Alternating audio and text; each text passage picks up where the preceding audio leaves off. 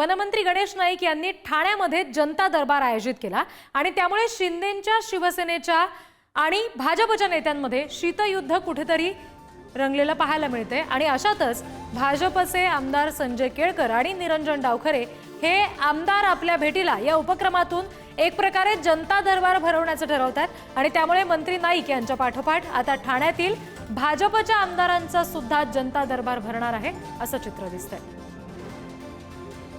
माननीय मंत्री गणेश नाईक हे या जिल्ह्यामध्ये जवळजवळ 15 वर्ष पालकमंत्री होते। जनता दरबार हा त्यांचा अत्यंत महत्त्वाचा असा उपक्रम होता।